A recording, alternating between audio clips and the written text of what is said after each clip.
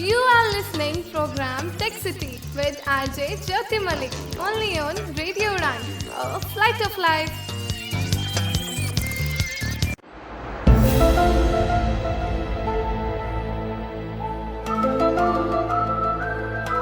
नमस्कार दोस्तों, आप सभी का बहुत बहुत स्वागत है प्रोग्राम टेक सिटी में। मैं हूं आरजे ज्योति मलिक। आप सुन रहे हैं रेडियो उड़ान, अ फ्लाइट ऑफ लाइफ। जी हाँ दोस्तों, पिछले हफ्ते हमने ई बैंकिंग पर एक नई सीरीज शुरू की थी और उसके फर्स्ट एपिसोड में हमने महेशिंदर सिंह खोसला जी से बहुत कुछ सीखा था। तो लास्ट एपिसोड में हमने ऑनलाइन बैंकिंग पर बात की थी। उम्मीद है लिसनर्स आपने उस एपिसोड से बहुत कुछ सीखा होगा और ऑनलाइन ट्रांजैक्शन करनी शुरू कर दी होगी। और आपको ये भी क्लियर कर दूं कि आने वाले एपिसोड्स में हम कोशिश करेंगे हर बैंक पर आपके लिए ट्यूटोरियल्स लेकर आएं। और दोस्तों, आपसे भी मेरी रिक्वेस्ट है, अगर आप भी कोई ऐसी एप्लीकेशन यूज़ कर रहे हैं जो आपके बैंक की है और वो काफ़ी एक्सेसिबल है, आप उसे कंफर्टेबली यूज़ कर रहे हैं, तो आप उसका ट्यूटोरियल हमारे लिसनर्स के साथ शेयर कर सकते हैं। उसे किस तरह से यूज़ करना है और किस तरह से उसे यूज़ करके हम ट्रांजैक्शंस कर सकते हैं और भी जो फैसिलिटीज़ वो एप्लीकेशन प्रोवाइड करवाती है उसे एक्सेसिबल तरीके से यूज़ कर सकते हैं। तो अगर आप इसे हमारे लिसनर्स के साथ शेयर करना चाहते हैं तो आप हमें mail@radioudan.com पर मेल कर सकते हैं। तो आज के इस एपिसोड में, यानी कि ई बैंकिंग के सेकेंड एपिसोड में, हम डिफरेंट तरह के कार्ड्स पर बात करेंगे, मोबाइल बैंकिंग पर बात करेंगे और यूपीआई, ई वॉलेट, इस तरह के जितने भी एप्लीकेशंस चल रही हैं या ये है क्या, इन सब पर बात करने वाले हैं। तो दोस्तों, आज फिर से हमारी इन सब क्वेरीज को सॉल्व करने के लिए या फिर इन सब के बारे में एक्सप्लेन करने के लिए हमारे साथ हैं महेशिंदर सिंह खोसला जी। अगर आप ई बैंकिंग पर फर्स्ट एपिसोड को सुनना चाहते हैं तो आप YouTube पर उस एपिसोड को सुन सकते हैं। आपको टेक सिटी ई बैंकिंग एपिसोड 1 सर्च करना है तो आप इस एपिसोड को सुन पाएंगे। तो आज हमारे साथ महेशिंदर सिंह खोसला जी फिर से इस शो पर हैं, जो कि आज हमें क्रेडिट कार्ड्स, डेबिट कार्ड्स और भी कितने तरह के कार्ड्स होते हैं, mobile banking, e wallet, UPI, बहुत सी कैशलेस ट्रांजैक्शंस के जो मोड्स हैं उन पर बात करेंगे और हमें बताएंगे कि होता क्या है, इसे यूज़ किस तरह से किया जाता है।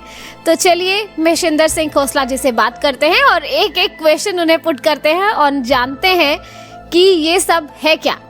महेशिंदर जी, आपका बहुत बहुत स्वागत है एक बार फिर से रेडियो उड़ान पर।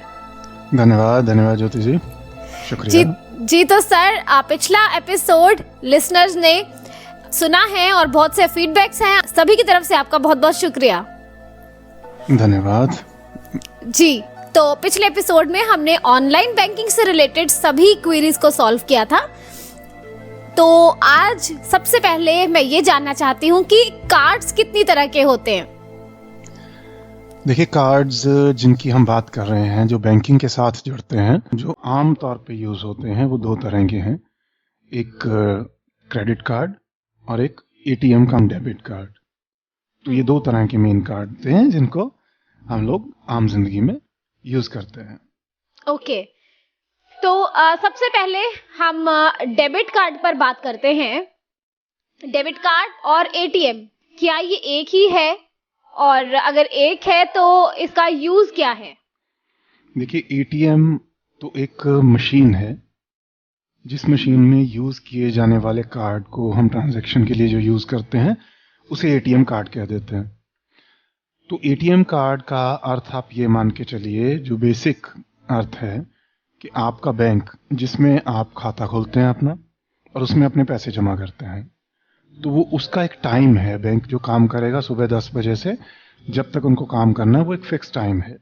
उसके बाद भी अगर आपको पैसों की ज़रूरत पड़ गई तो वो सुविधा देने के लिए कि 24 घंटे बैंक को खुला ना रखना पड़े, तो एक मशीनें अलग अलग जगह पे, अलग अलग स्थान पे इंस्टॉल कर दी गई, जिनमें आप अपना कार्ड, जो एटीएम कार्ड जिसको कहते हैं, हम जाके उसमें डालते हैं और उसके बाद अपना पासवर्ड, जो पिन है, वो उसको एंटर करते हैं और उसके बाद अपना जो हमें मनी चाहिए या अगर हम मिनी स्टेटमेंट या ऐसी स्टेटमेंट चाहते हैं वो हम प्रिंट उसमें से ले सकते हैं। तो उसमें से अलग अलग लिमिट है। आप अपनी बैंक का जो कार्ड यूज करते हैं तो उसकी अमूमन आमतौर पे 25,000 तक की लिमिट है। ये आपका किस तरह का खाता है उस पर डिपेंड करता है कि आपकी लिमिट कितनी रहेगी। तो एटीएम का तो मेन मकसद यही है। फिर आया डेबिट कार्ड जो है, आपका जो बैंक का खाता है उस खाते के ऊपर या उससे रिलेटिव, उससे अटैच होता हुआ आपको डेबिट कार्ड दिया जाता है। तो खाते में आपके जितने पैसे हैं वो सारे के सारे पैसे आप यूज कर सकते हो किसी ट्रांजैक्शन के लिए।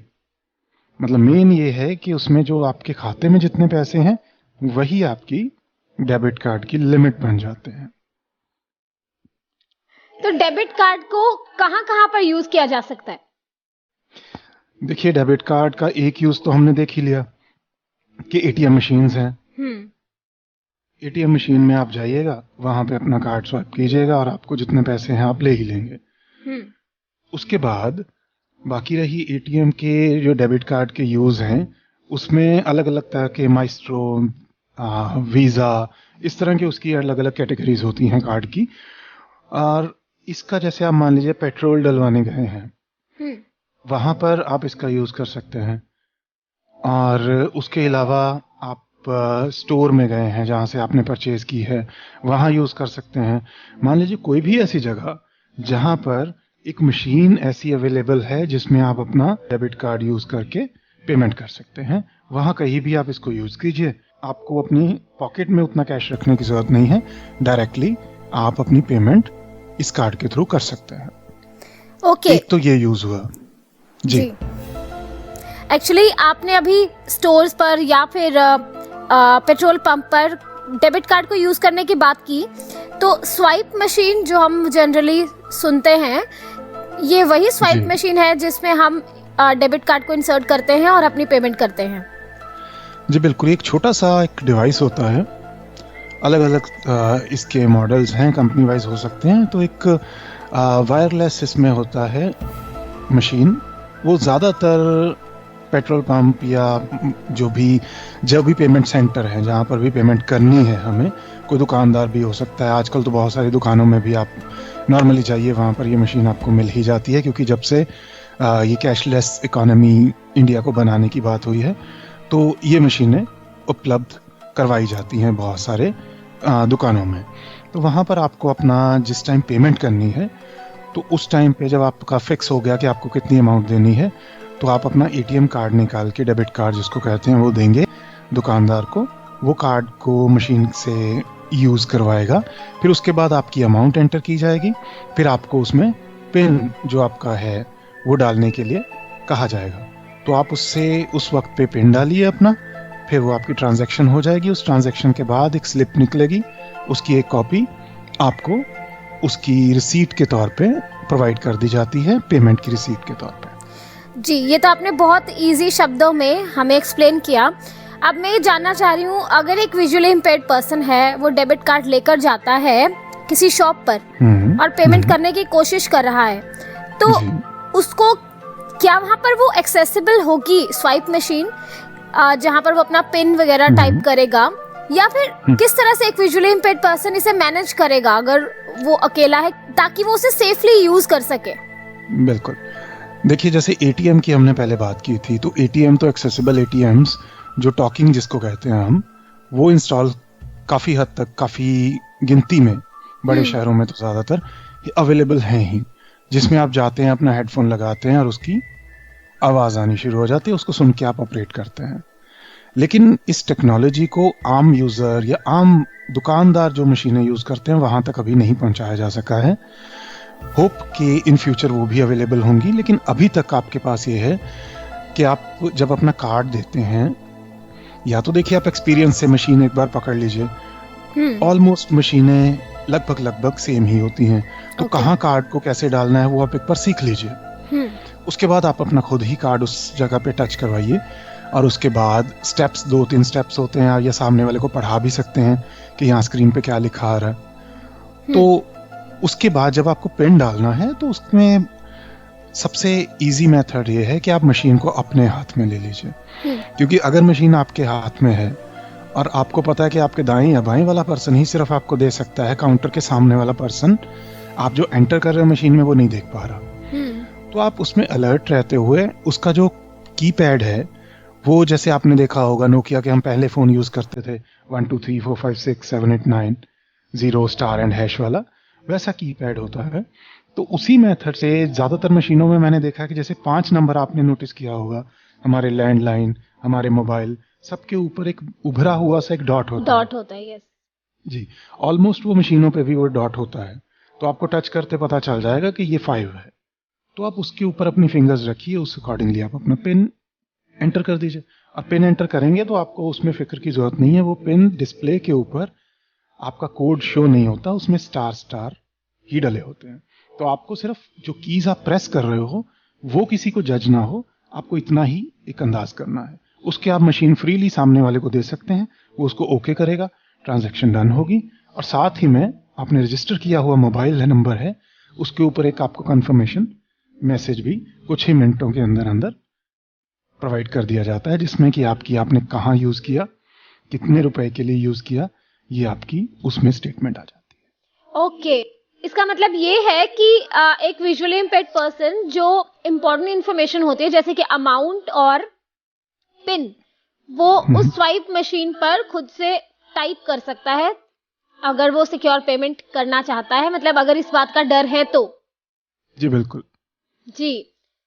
तो देखिए, अदरवाइज भी मैं एक चीज यहाँ पे आपको कहूँ, डिच तो किया जा सकता है कहीं पे भी, इस पॉसिबिलिटी को तो हम खत्म नहीं कर सकते, लेकिन लेकिन आप अगर पेट्रोल पंप या दुकानों पे कहीं पे पेमेंट कर रहे हैं तो वो एक फिक्स जगह होती है, वहां पर दुकानदार आपसे गलत अगर चार्ज करेगा तो आप उसको उस हिसाब से कंप्लेंट भी कर सकते हो, क्योंकि इसकी कोई उसके पास कैश नहीं आने वाला।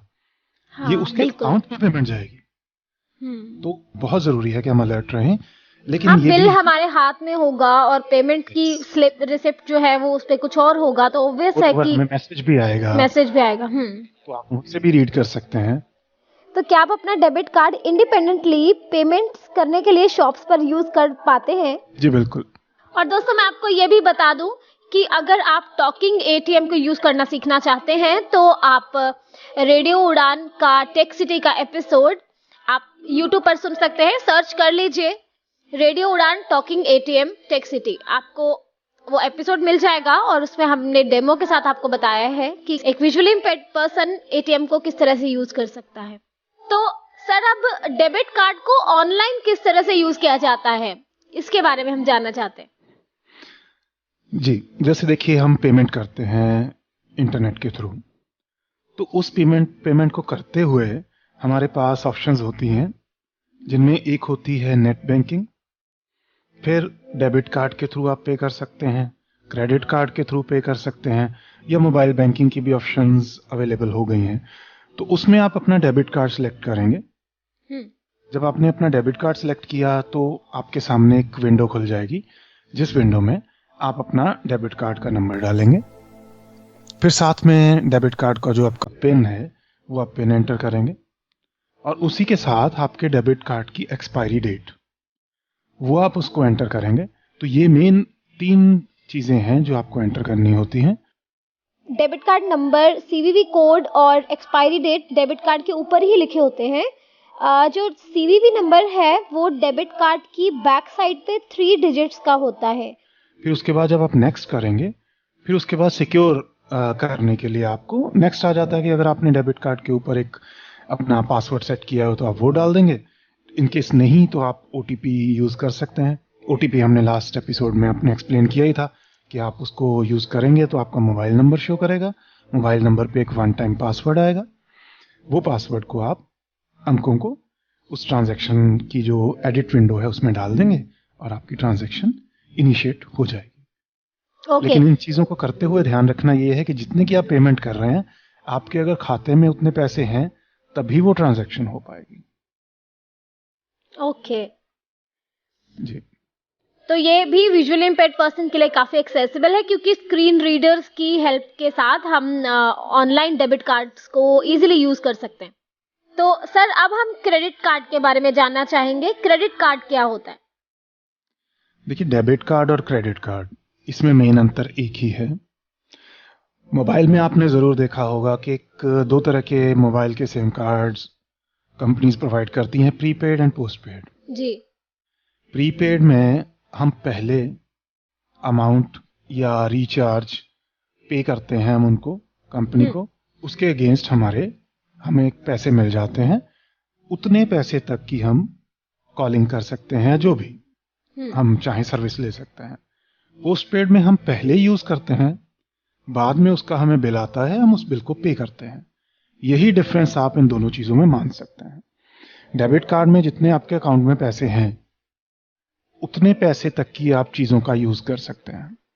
लेकिन जो क्रेडिट कार्ड है उसमें आपको प्री लिमिट है वो डिफाइन की जाती है बैंक की तरफ से, कि लिमिट डिसाइड करने के लिए बैंक इसमें अलग अलग चीजें देखते हैं। जैसे मान लीजिए आप उनके कितने पुराने कस्टमर हैं, आपका कस्टमर स्टेटस क्या है, फिर आपने जो उनके पास अमाउंट जमा की है एफडीआर के थ्रू या अलग अलग मीन्स के थ्रू, वो कितनी है अमाउंट, उस बेसिस पे आप पर क्रेडिट कार्ड आपको इशू किया जाता है, जिसकी लिमिट अलग अलग क्रेडिट कार्ड की कैटेगरीज के मुताबिक हो सकती है। वो सिल्वर हो सकता है, गोल्ड हो सकता है, प्लेटिनम हो सकता है, टाइटेनियम हो सकता है, अलग अलग वो लिमिट उस हिसाब से बढ़ती जाती है आपके क्रेडिट कार्ड की। 10,000 से लेके वो कई लाख तक की लिमिट के क्रेडिट कार्ड्स आपको यूजर को प्रोवाइड करवा जाते हैं बैंक की तरफ से। तो उसमें जो क्रेडिट आपको लिमिट दे दी गई, मान लीजिए आपको 2 लाख तक की एक लिमिट दी गई है, वो 2 लाख की लिमिट तक की आप परचेज ऑनलाइन ऑफलाइन दोनों जगह कर सकते हैं। आप अपने बिल्स पे कर सकते हैं, या जो भी चीजें एक डेबिट कार्ड से आप कर सकते हैं वही सेम चीजें आप क्रेडिट कार्ड से भी यूज कर सकते हैं। बाद में आप उसका भुगतान कर सकते हैं। मतलब एटीएम पर यूज नहीं कर सकते, अदरवाइज हर कहीं यूज हो सकता। जी, एटीएम मशीन को अगर आप छोड़ दें, कहीं भी आपको कोई पेमेंट करनी है तो आप क्रेडिट कार्ड का यूज कर सकते हैं। जी। तो जैसे आपने डेबिट कार्ड का यूज बताया था और सेम क्रेडिट कार्ड का भी है, ऑनलाइन पेमेंट और स्वाइप मशीन, इन दोनों पर हम क्रेडिट कार्ड डेबिट कार्ड दोनों को यूज कर सकते हैं। अब हम ये जानना चाहते हैं कि क्रेडिट कार्ड को इनके अलावा कहां कहां पर यूज किया जा सकता है। देखिए, उसके फायदे अगर आप जानना चाहते हैं तो वो ये भी हैं कि आपने मशीन के ऊपर जो यूज किया या ऑनलाइन जो यूज किया, उसके अलावा आप अपने ऑटो डेबिट करवा सकते हैं। मान लीजिए अपना मोबाइल का बिल भरते हैं आप हर महीने, तो वो बिल भरने के लिए आपको कहीं जाना पड़ता है, तो वो जाने की बजाय आप बैंक के साथ डायरेक्टली अपना ऑटो डेबिट करवा सकते हैं। तो नेक्स्ट टाइम जो भी आपकी पेमेंट होगी, बिल होगा मोबाइल का, वो डायरेक्टली आपका बिल इस क्रेडिट कार्ड के थ्रू पे कर दिया जाएगा। और जब भी आपको इसकी भुगतान करना है अपने क्रेडिट कार्ड का, तो आपको उसी में ही वो सारे का सारा ट्रांजैक्शंस का बिल इकट्ठा जनरेट होके आ जाएगा, आप उस बिल को पे कर दीजिए। ओके, तो इसका बिल जनरेट होके आता है, तो ये इसका टाइम पीरियड क्या होता है? हाँ जी, बिल्कुल, इसका बिल जनरेट होके आता है। जैसे हमारा मोबाइल हम यूज करते हैं या लैंडलाइन या बिजली का बिल आता है, उस हिसाब से आपके क्रेडिट कार्ड का बिल आएगा। उसमें आपकी डिटेल होगी, आपने महीने में कितने कितने पैसे का कहाँ कहाँ यूज किया। जो बिल साइकिल है वो आपका 1 महीना होता है। 1 महीने के बाद आपका बिल जनरेट किया जाता है और उसके बाद आपको 20 दिन उस बिल को पे करने के लिए दिए जाते हैं। उसके दौरान आपको अपने बिल का भुगतान कर देना होता है। अगर आप 20 दिन के बीच में आपका बिल का भुगतान करते हैं तो आपको कोई एक्स्ट्रा चार्जेस नहीं देने होते। लेकिन मान लीजिए आपकी 27 तारीख लास्ट थी बिल को पे करने के लिए, तो फिर उसके बाद बैंक के निर्धारित जो आपको शुल्क हैं, एक तो लेट फीस लगती है आपको, वो आपको देनी पड़ेगी, उनको पे करनी पड़ेगी, क्योंकि आपने टाइमली क्रेडिट जो आपको अवेलेबल किया गया था बैंक की तरफ से, उसका भुगतान आपने यूज तो किया, भुगतान नहीं किया। सेकंड, फिर आपका पर डे के हिसाब से वो आपको ब्याज आपसे लेना शुरू करते हैं। वो डेली आपको उसका, जब तक आप उसका बिल पे नहीं करेंगे तब तक वो आपको डेली चार्ज करते रहेंगे।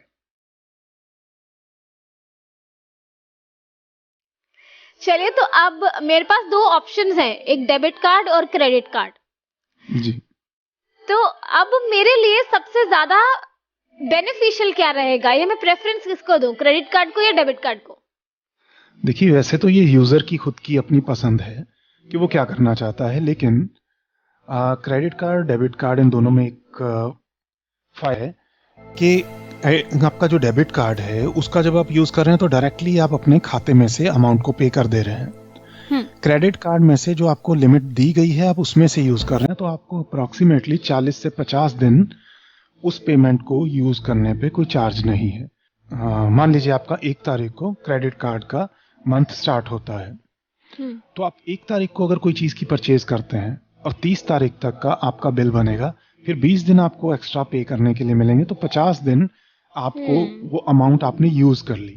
और सेकंड, फिर जब आप वो चीजें यूज कर रहे हैं, आपने परचेज करते हैं क्रेडिट कार्ड का, कहीं यूज करते हैं, तो आपको बैंक अलग अलग आपके क्रेडिट कार्ड के मुताबिक आपको पॉइंट्स देते हैं। आप जितना क्रेडिट कार्ड यूज करते हैं आपके पॉइंट्स उतने जुड़ते जाते हैं, तो वो बाद में आपके जितने पॉइंट्स जुड़ गए हैं उन पॉइंट्स की अलग से आप परचेज कर सकते हैं। उनकी दी गई ऑफर में से कोई एक ऑफर परचेज कर सकते हैं अगर आपके उतने मैचिंग पॉइंट्स बन चुके हैं, या उसकी आप पेट्रोल डलवा रहे हैं या कुछ डलवा रहे हैं, वहां भी उन पॉइंट्स को रिडीम कर सकते हैं। तो ये भी फायदा है उसमें। कितने पॉइंट्स मिलते हैं, मतलब किस हिसाब से मिलते हैं? वो अलग अलग आपके ऊपर डिपेंड करता है कि आपको किस तरह का कार्ड ऑफर किया गया है बैंक की तरफ से। जो छोटी लिमिट के कार्ड हैं उन पे ऑफर कम होती है, जैसे जैसे कार्ड की लिमिट बढ़ती जाती है वैसे वैसे ये पॉइंट्स की भी बढ़ती जाती है। कहीं पॉइंट 1 रुपए का है, कहीं पॉइंट 2 रुपए का है। एक्चुअल में वो कंडीशंस हैं बैंक के साथ, आपकी पॉइंट्स रहते हैं, पर पॉइंट की वैल्यू क्या रहेगी ये बैंक और आप की एक म्यूचुअल अंडरस्टैंडिंग होती है। जो बैंक आपको ऑफर करता है आप उसको एग्री करते हो। तो अगर आप पॉइंट्स के बारे में या इस तरह के बैंक की जो फैसिलिटीज है इसके बारे में जानना चाहते हैं तो अपनी नियरेस्ट ब्रांच पर आप जाकर ये पूछ सकते हैं जी, या हर एक बैंक ने आजकल एक हेल्पलाइन दी हुई है, आप उस हेल्पलाइन पर कॉल करके कोई भी तरह की जानकारी अपने क्रेडिट कार्ड के बारे में आप ले सकते हैं। ओके। और दोस्तों आपकी अवेयरनेस के लिए बता दूं कि डेबिट कार्ड पर पेमेंट्स करने पर भी आपको रिवॉर्ड पॉइंट्स मिलते हैं। अब आपके बैंक में आपके कितने पॉइंट्स जमा हो चुके हैं इसकी जानकारी तो आपको कस्टमर केयर नंबर पर कॉल करके ही मिलेगी, तो इसके लिए भी आप अवेयर रहिएगा कि आपके कितने पॉइंट्स बन चुके हैं, उसे भी आप रिडीम कर सकते हैं अगर आप डेबिट कार्ड से पेमेंट करते हैं तो। चलिए तो अब इन कार्ड्स को सिक्योरली यूज करने पर भी बात कर लेते हैं। तो हमें किन बातों का ध्यान रखना जरूरी है जब हम इन कार्ड्स को यूज करते हैं कैशलेस पेमेंट के लिए? ये बहुत इम्पोर्टेंट एक प्रश्न है, क्योंकि जब आप एक इस तरह के कार्ड्स का इस्तेमाल करते हैं, खास तौर पे क्रेडिट कार्ड का, तो उस टाइम के ऊपर आपको ये ध्यान रखना है कि आपकी ज्यादातर इंफॉर्मेशन आपके कार्ड के ऊपर लिखी ही हुई है, डेबिट कार्ड की भी और क्रेडिट कार्ड की भी। आपका credit card number, debit card number आपके कार्ड के ऊपर लिखा गया है, उसकी एक्सपायरी डेट आपके कार्ड के ऊपर लिखी गई है, उसका CVV कोड जो है वो आपके कार्ड के ऊपर लिखा गया है। और रही बात उसके बाद सिर्फ एक ही मेथड है सिक्योरिटी का बच जाता है कि जब आप पेमेंट करते हैं तो आपको एक पिन OTP जो आपके पास मोबाइल में आता है वो आपके मोबाइल पर है, उसके बिना ट्रांजैक्शन नहीं हो सकती। लेकिन अगर आप मशीन में यूज कर रहे हैं तो तब आपको OTP भी नहीं आता। तो ये याद रखिए कि लेकिन उस टाइम पे आप ATM जो अपना डेबिट कार्ड यूज कर रहे हैं तो आप अपना पिन उसमें एंटर करते हैं, लेकिन क्रेडिट कार्ड को यूज करते हुए आपका CVV नंबर भी आपके कार्ड के ऊपर ही पिछले 3 डिजिट होते हैं, वो आपका CVV नंबर होता है, तो वो भी आपका क्रेडिट कार्ड के ऊपर लिखा होता है। तो उस टाइम पे ये याद रखिए कि अपना क्रेडिट कार्ड आप जहां भी देते हैं तो उसको अपने सामने ही यूज करवाइए, उसको ऐसे ही किसी को मत दीजिए, और अपना मोबाइल का खास ख्याल रखिए क्योंकि ये दोनों इंटरकनेक्टेड हैं ये चीजें। तो उसको अगर आप ख्याल रखेंगे तो आप सिक्योरली अपना कार्ड यूज कर सकते हैं। ओके। डेबिट कार्ड और क्रेडिट कार्ड के अलावा भी कुछ कार्ड्स के बारे में मैंने सुना है और मैं उनके बारे में भी जानना चाहूंगी, जैसे वर्चुअल कार्ड, रुपे कार्ड या फिर और भी कोई होंगे। अगर है तो आप बताइए ये सब है क्या और इन्हें कैसे यूज किया जा सकता है, कहां पर यूज किया जा सकता है? जी बिल्कुल, वर्चुअल कार्ड्स जिनको हम कहते हैं उसके बारे में अगर मैं बात करूं तो एक्चुअल में जो आपकी मैंने पहले हमने बात की कि एक्चुअल कार्ड जो आपका है उसको यूज करते हुए आपकी सिक्योरिटी, क्योंकि आपकी सारी डिटेल लगभग कार्ड के ऊपर प्रिंटेड होती है, प्रिंट में लिखी होती है, तो उस टाइम में वर्चुअल कार्ड का एक फायदा बेनिफिट ये हो जाता है कि उस कार्ड को क्रिएट आप खुद करते हैं, और वो कार्ड क्रिएट करते हुए आप अपनी एक्चुअल इंफॉर्मेशन नहीं रिवील करते। उदाहरण के तौर पे आपने अपना एक क्रेडिट कार्ड में से 1,000 रुपए की पेमेंट करनी है, आपने अपनी डायरेक्ट उस मर्चेंट की वेबसाइट के ऊपर क्रेडिट कार्ड की डिटेल ना भरते हुए आपने पहले एक कार्ड क्रिएट किया, जो कार्ड में आपने अपनी एक्चुअल वर्चुअल कार्ड की जिसमें आपने अपने एक्चुअल कार्ड की इंफॉर्मेशन डाली और 1,000 रुपए की लिमिट का एक कार्ड क्रिएट कर दिया। वो आपको एक कार्ड का नंबर, CVV कोड, उसका एक्सपायरी डेट, ये सारी चीजें प्रोवाइड कर देगा। उन चीजों के आधार के ऊपर आप मर्चेंट वेबसाइट के ऊपर जाकर अपनी पेमेंट कर सकते हैं। तो उस कार्ड की एक्चुअल में कोई एग्जिस्टेंस नहीं होती, वो वर्चुअल वर्ल्ड में यूज किए जाने वाला कार्ड है, जिसको यूज करने के बाद वो ऑटोमेटिकली खत्म हो जाता है। तो अपनी सुविधा के मुताबिक आप फिर से ऐसा कार्ड जनरेट कर सकते हैं। ओके, तो ये वर्चुअल कार्ड की facility bank to bank depend करती है या हर बैंक के पास होती है ये फैसिलिटी? ये बैंक टू बैंक डिपेंड करती है कि वो प्रोवाइड करते हैं नहीं करते हैं, ये वही बताते हैं। उसके बाद जो आपने कार्ड्स की बात की, उसमें बहुत तरह के कार्ड्स हैं। प्रीपेड कार्ड्स हैं, उसमें आप पहले जाकर अपनी एक अमाउंट बैंक के पास जमा कर देते हैं, उसके अगेंस्ट वो आपको एक कार्ड दे देते हैं, उसको आप कहीं भी फिर यूज कर सकते हैं। तो वो कार्ड फिजिकल कार्ड देते हैं या वो कुछ नंबर्स ही प्रोवाइड करवाते हैं, कार्ड नंबर और CVV और एक्सपायरी? ये दोनों तरह के होते हैं। आपको फिजिकल कार्ड भी मिलता है और उसी कार्ड को आप ATM डेबिट कार्ड या... ये थी इंफॉर्मेशन अलग अलग तरह के कार्ड पर। कुछ लोग डेबिट कार्ड यूज करते हैं और कुछ लोग क्रेडिट कार्ड, और भी बहुत ही तरह के कार्ड्स होते हैं जो हम रूटीन में यूज करते हैं। तो इनकी ज्यादा जानकारी के लिए आप अपने बैंक ब्रांच से बात करके इंफॉर्मेशन ले सकते हैं।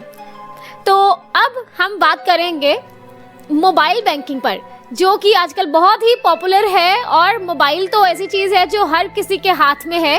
स्मार्टफोन विद TTS सबके पास अवेलेबल है, यानी कि टेक्स्ट टू स्पीच सबके मोबाइल में होते हैं। तो अगर विजुअली इम्पेयर्ड पर्सन की तरफ से देखा जाए तो मोबाइल बैंकिंग बहुत ही एक्सेसिबल है। अब कौन से बैंक की कितनी एक्सेसिबल है, ये हम आने वाले एपिसोड्स में कोशिश करेंगे आपको बताने की।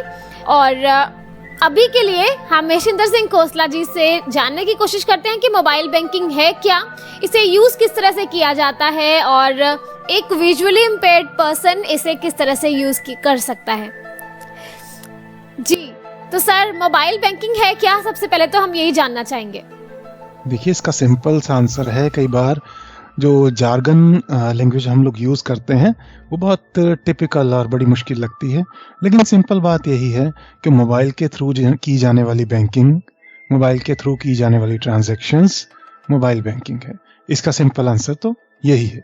ओके, मोबाइल बैंकिंग को हम कहाँ यूज कर सकते हैं, या ये है क्या कंसेप्ट? मतलब सपोज मेरे पास मोबाइल बैंकिंग है तो मैं उसे किस तरह से यूज करूंगी, मोबाइल बैंकिंग को अवेल किस तरह से करूंगी, थोड़ा सा ये लिसनर्स को बताइए। देखिए, आपके पास एक तो है कि जो आपने कंप्यूटर के ऊपर बैठ के जैसे आपने वेबसाइट खोल के ट्रांजैक्शंस की, आपके पास स्मार्टफोन है, अच्छी स्क्रीन है उनके ऊपर भी आजकल आप अपनी वेबसाइट खोल के डायरेक्टली सारे के सारे वो फीचर्स यूज कर सकते हैं। एक तो ये है। दूसरी ये है कि बैंक की एक एप्लीकेशंस होती हैं जिनको एप्स हम लोग, आप भी पहले अभी जिक्र कर रही थी, वो एप्लीकेशन अपने मोबाइल में इंस्टॉल कीजिए। अलग अलग बैंक की अलग अलग आपको एप्लीकेशन मिल जाएगी। वो इंस्टॉल करने के बाद आप बैंक के वो सारे के सारे फीचर्स आप as a passbook, as a transaction के लिए आप मोबाइल बैंकिंग का इस्तेमाल कर सकते हैं। फिर उसके बाद आपके पास मोबाइल बैंकिंग करने के लिए अलग अलग मेथड्स हैं, जिसमें कि बहुत सारे ई-वॉलेट्स हैं या बहुत सारी एप्लीकेशंस हैं, जैसे UPI है, उसका आप मोबाइल बैंकिंग के लिए इस्तेमाल कर सकते हैं। फिर एक इसमें हम चर्चा कर सकते हैं जिसमें ऑफलाइन, आपके पास अगर मोबाइल पे इंटरनेट नहीं है या आप इंटरनेट का इस्तेमाल नहीं करना चाहते, तब भी आप मोबाइल बैंकिंग का इस्तेमाल कर सकते हैं। इसमें अगर पहला प्रकार आपका मैं लूँ, जिसमें हम कह रहे हैं कि बैंक के थ्रू एप्लीकेशन जो बैंक प्रोवाइड कर रहा है उसके थ्रू आप अपनी ट्रांजैक्शंस करें। तो देखिए उसमें आप ये कीजिएगा कि आप मोबाइल के ऊपर जब आप अपना बैंक का एप्लीकेशन डाले हैं उसमें आपकी इंफॉर्मेशन आप एंटर करेंगे और उसके बाद आपके पास जो इंटरफेस खुला है उसके थ्रू डायरेक्टली बेनिफिशियरी ऐड करके आप पेमेंट्स कर सकते हैं। पहला तो एक आसान रास्ता ये है। दूसरा मोबाइल बैंकिंग का आसान रास्ता है। मोबाइल बैंकिंग में आप अपना नेट बैंकिंग प्लस आपके कार्ड्स भी यूज़ होते हैं। जैसे बहुत सारी वेबसाइट्स हैं जो ऑनलाइन सामान बेचती हैं, उन्होंने अपनी अपनी एक एप्लीकेशन भी क्रिएट कर रखी है। यहाँ डायरेक्टली बैंक का कोई लेन देन नहीं है। यहाँ आप उस कस्टमर की, उस मर्चेंट की आप एप्लीकेशन को अपने मोबाइल में इंस्टॉल करेंगे और उस एप्लीकेशन के अंदर जब आप पे कर रहे हो तो वो पे करते हुए आप अपनी क्रेडिट कार्ड, डेबिट कार्ड या नेट बैंकिंग की डिटेल भर के डायरेक्टली पेमेंट कर सकते हैं। तो आपके पास ये भी सुविधा उपलब्ध है।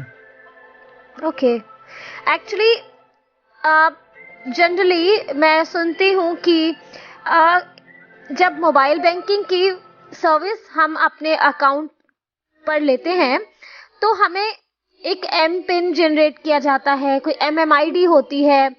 तो मतलब ये सब ऑनलाइन बैंकिंग से अलग है या इसका यूज क्या है? देखिए इसका यूज जैसे कि मैंने अभी जिक्र किया था कि आप उसको एक बार जनरेट करते हैं, वो आपके मोबाइल के लिए एक पिन है।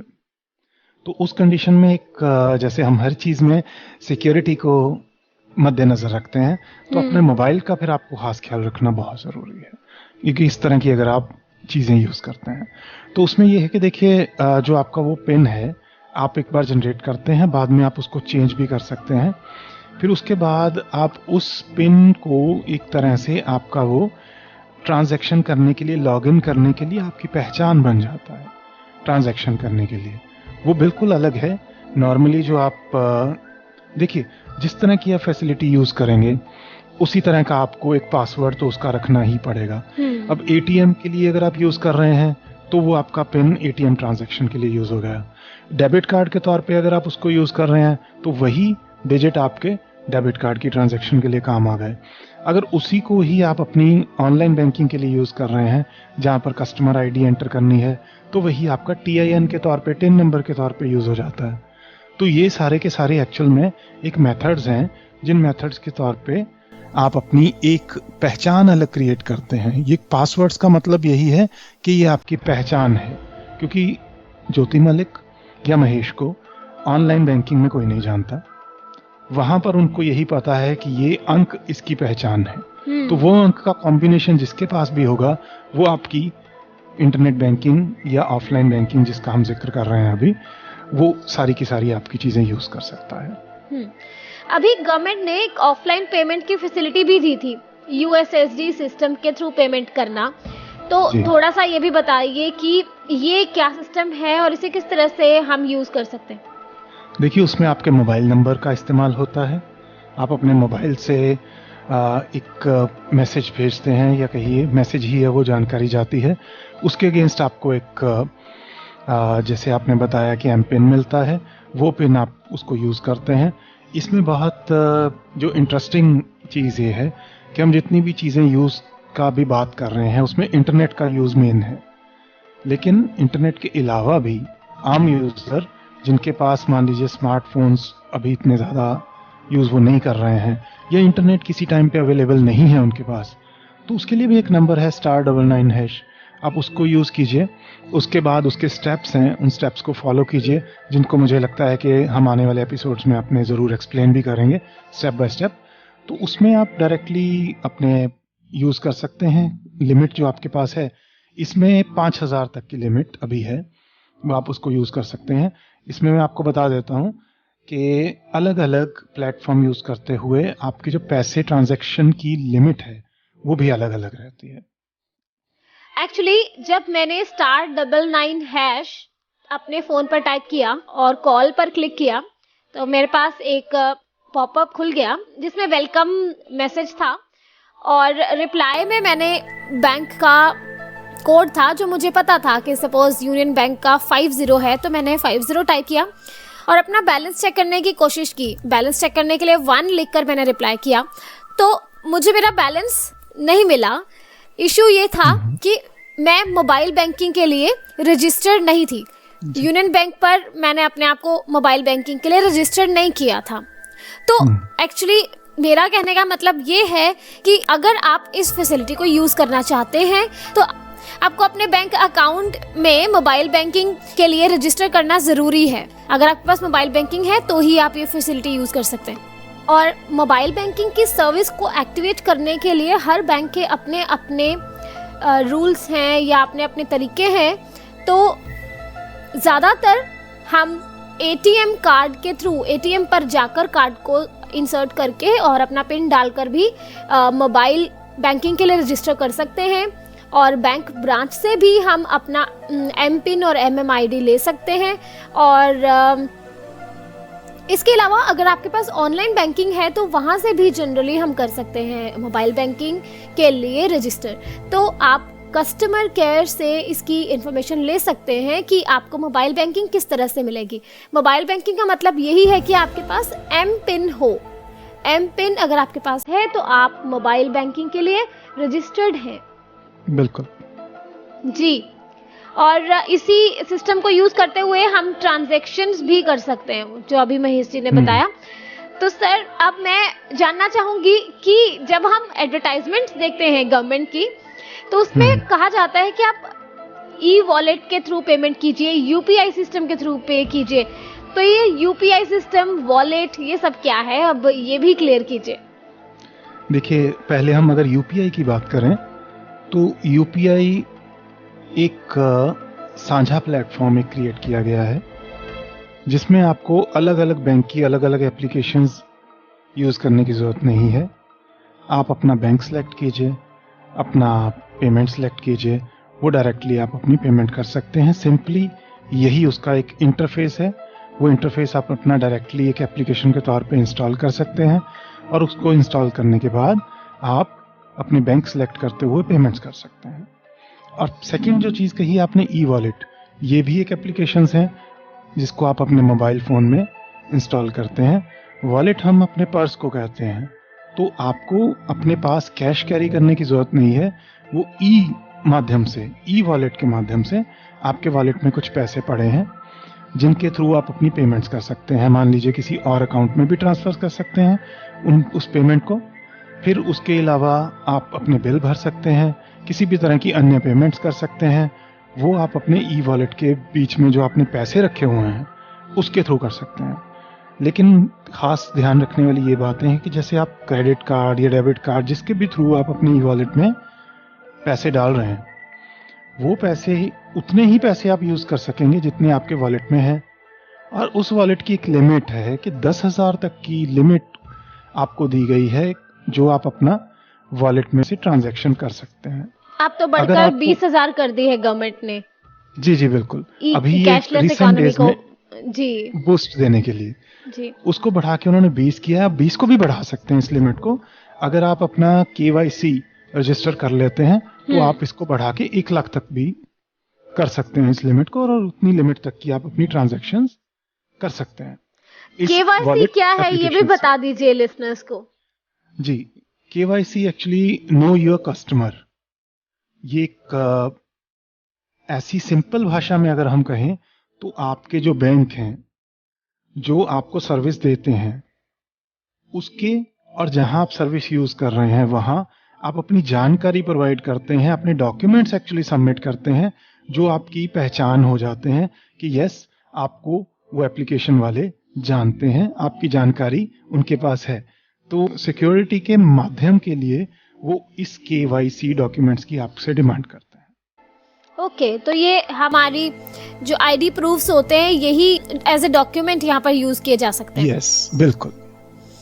ओके, तो सर अब मैं कुछ UPI एप्स और ई-वॉलेट की जो एप्स हैं इनके नाम जानना चाहती हूँ जो कॉमन है, जो कि लिसनर्स इंस्टॉल कर सकते हैं अपने मोबाइल में और उसे यूज कर सकते हैं।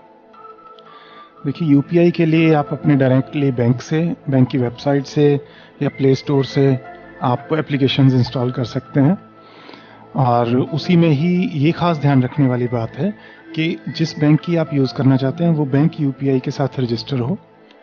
और इसमें ये फ़ायदा है कि इसमें यूपीआई जो है वो IMPS मतलब इंटरनेट के through immediate money transfer base के ऊपर है।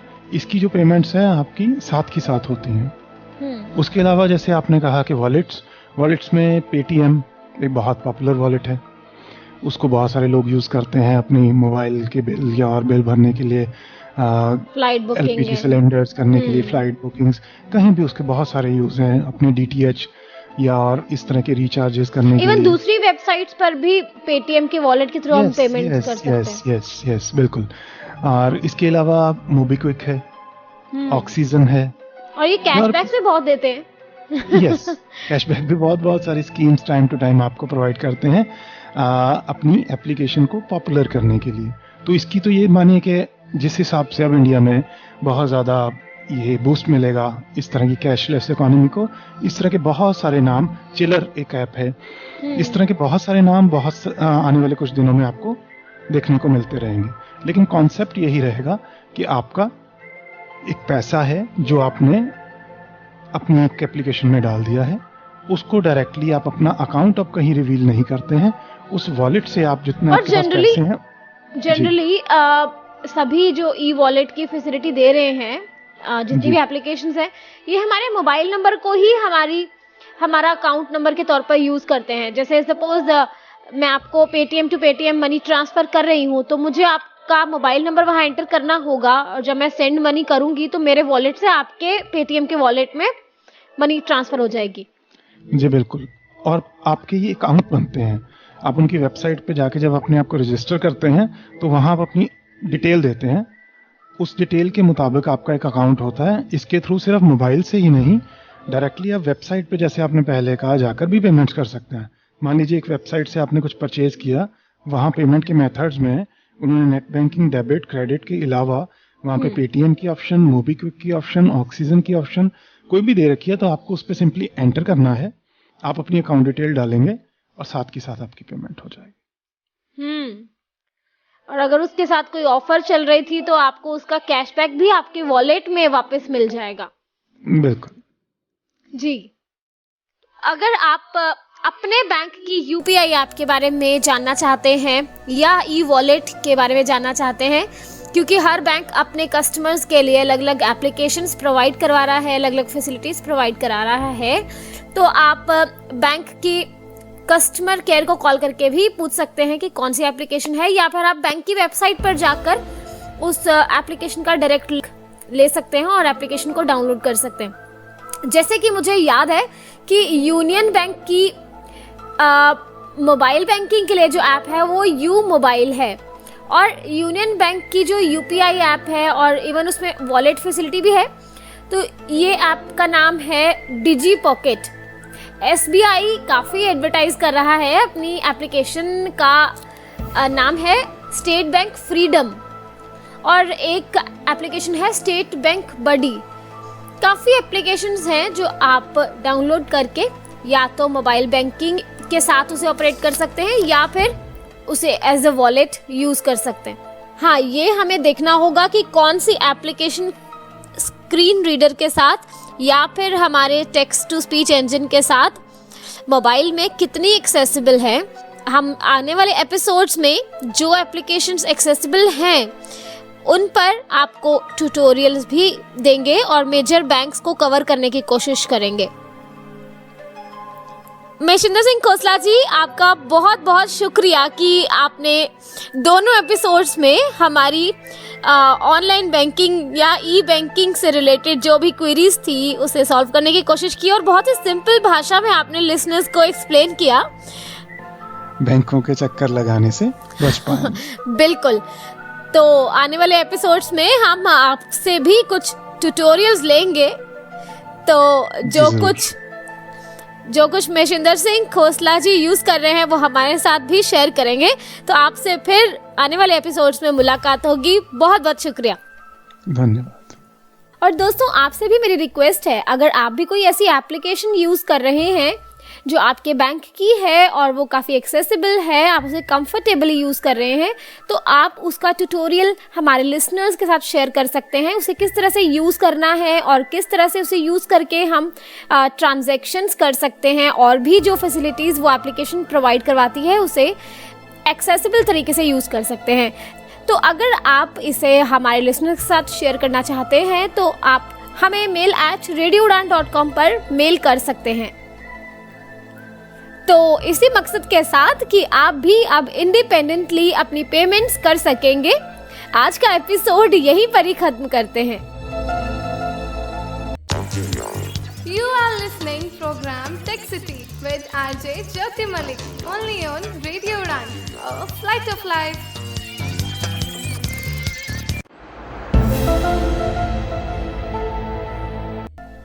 तो जाते जाते आपके लिए एक अनाउंसमेंट कर देना चाहती हूँ कि रेडियो उड़ान की तीसरी कन्वेंशन, जो कि हैदराबाद में 28 जनवरी 2017 में करवाई जा रही है, आप इसका हिस्सा बन सकते हैं।